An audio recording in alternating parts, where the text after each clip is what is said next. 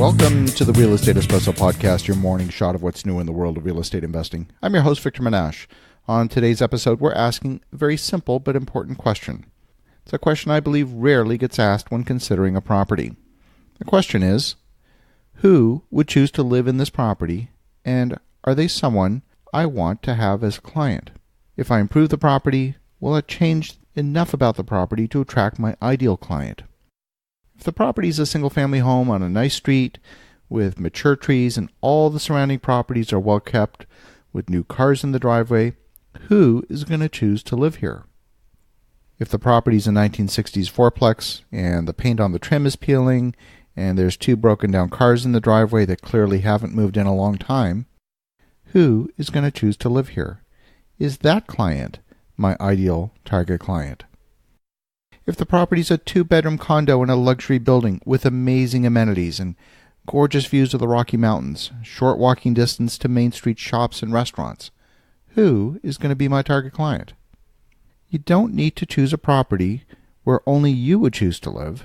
That might rule out too many good opportunities, but you do need to identify the client who's going to live here and insert yourself into the narrative of their life, even for just a few minutes. And when you do that, it's time to ask a few important questions from your client's point of view. If I choose to live here, is it perfect for my lifestyle? Number 2, can I afford it? Number 3, can I see myself here for a long time? And number 4, when I invite my friends and family to visit, would they be proud of me for living here? These are very simple but powerful questions that may give you additional insight into the property that you're about to buy. This is what in marketing is often called the customer avatar. It's a specific individual. They exist in real life. They're your ideal client. You know them well. You know what they like. You know their values. I have a friend that just recently bought a multifamily apartment complex. He got lots of congratulations on the purchase, lots of high fives in social media, and I took one look at the property and my heart sank for him. It's in a location that has long been considered a bad area. The property's old and it's too small to afford any amenities. Even if it's fixed up and the interiors look nice, it's still going to be a 1960s vintage property in a bad area bordering on an industrial area. Who is going to choose to live here? Who is the ideal client? And will this property attract that ideal client? Remember, your tenants have the money, and when you buy a property, you're making a huge negative cash flow transaction with the hope you're going to get it back over time.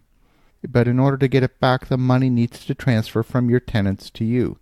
If they don't have the money, or if they're not your ideal tenant, it's not going to work. If the property is a C-class property in a good area and can attract good quality tenants, then there's a case to be made for investing in that property. There are millions of high-quality, hardworking people who don't have a ton of money, but they've got good values. They can make great tenants. Then, at a price point just below that are the D-class properties. These are the properties that nobody wants because they attract the tenants that nobody wants. How do I know this? I've made these same mistakes myself. Back in 2010, I purchased my first multifamily property. It was an 8-unit property.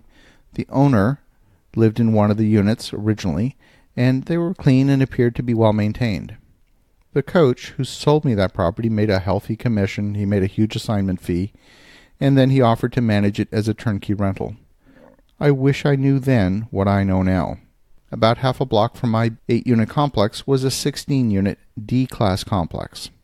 There were good properties only a couple of blocks away. There was an elementary school across the street, and I chose to look at the situation as a glass half full. The property manager lived an hour away, and I'm not going to bore you with all the sordid details of everything that went wrong. I just wish I knew then what I know now. If I'd asked myself these simple questions, who is my ideal tenant? Who is going to choose to live in this property? And are they my ideal tenant? I probably would not have purchased that 8-unit building. My heart goes out to my friend who just purchased that big multifamily complex. I really wish he'd consulted me before buying the property. I fear for what he may experience owning that property in that location. As you're thinking about that, have an awesome rest of your day. Go make some great things happen. And we'll talk to you again tomorrow.